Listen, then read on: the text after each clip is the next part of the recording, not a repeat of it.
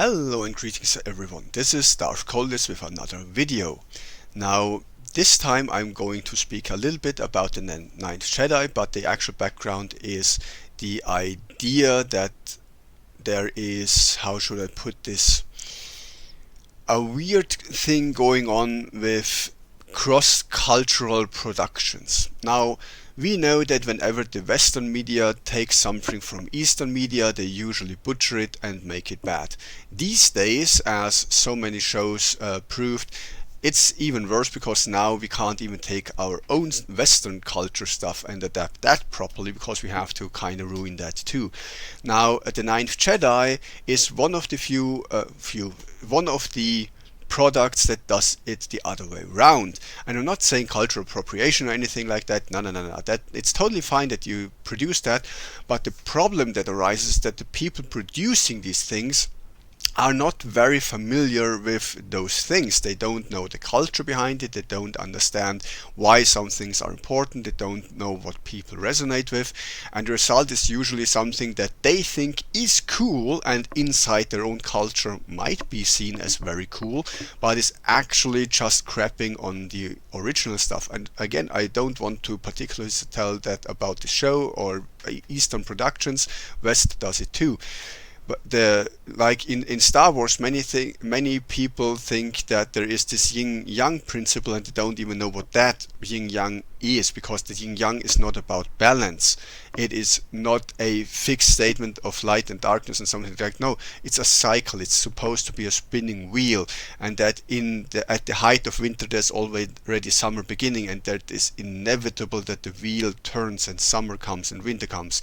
That's not a good and evil kind of problem that we Westerners think in, because our religion, which is mostly Christianity or the Abrahamic religions, makes us think good and evil, polar opposites. In the East they think more like cycles of stuff, so that's a big misunderstanding. Similar, in the West, yoga means doing weird things with your body, when in the East the original yoga doesn't have to do anything with weird positions. I mean, hatha yoga does, because, well, not even that, but over in the East, yoga just means exercise. That's the direct translation. So any form of exercise is yoga.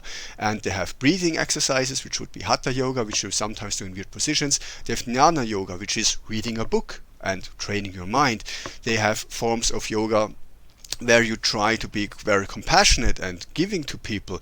You have so many different forms, and in the West it's just old ladies doing weird body positions and completely missing the point what yoga is about, because the breathing part, that is the actual important thing in hatha yoga, usually gets thrown to the wayside. So we do that too.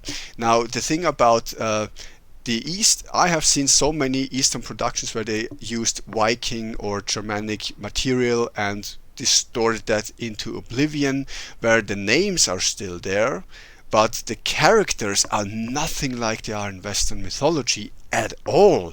And in case of the Ninth Jedi, I sadly see a very similar problem arising, because now suddenly lightsabers are mood sticks that change color depending on the mood or affiliation of the wielder.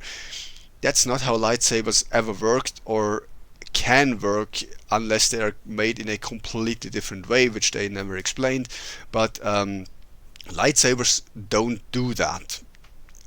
In the show, however, they somehow do.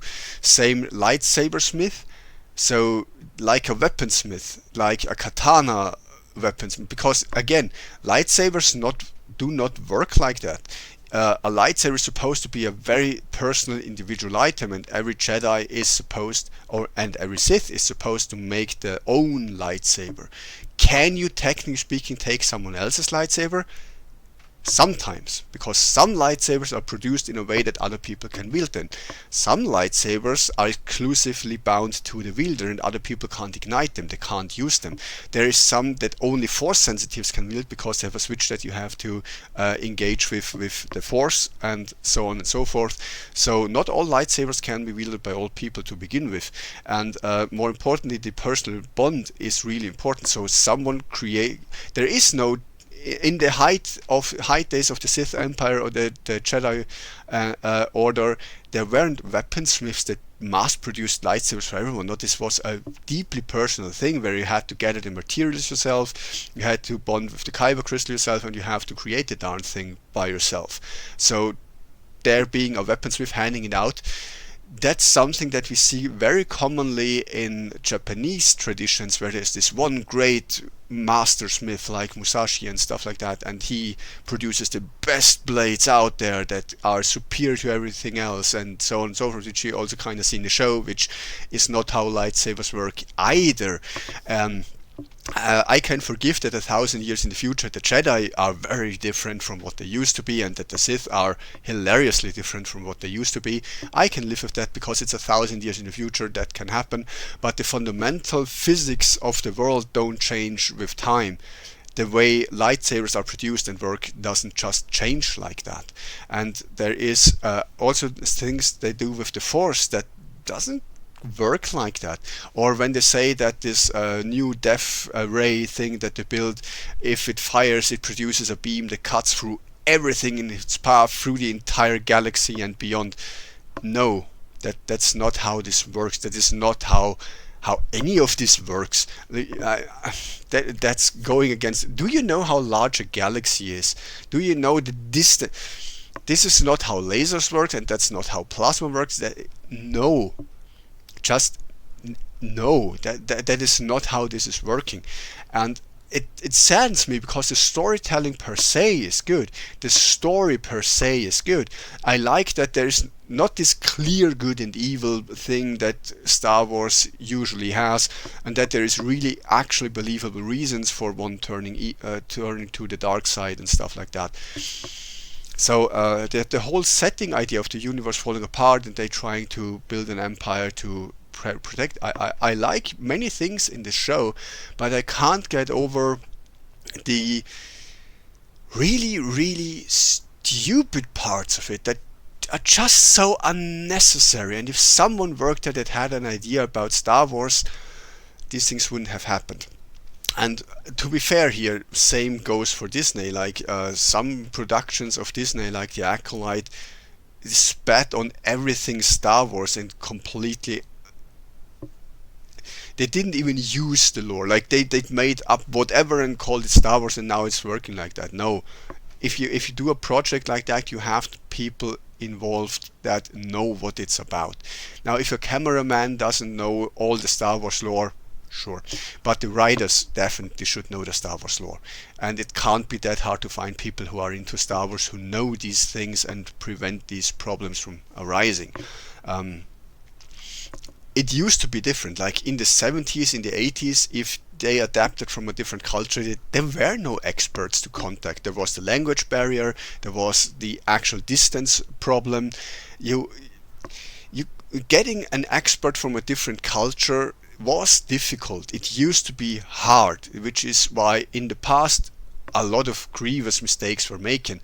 But now that's not necessary. You can literally do a call with someone on the other end of the world like that.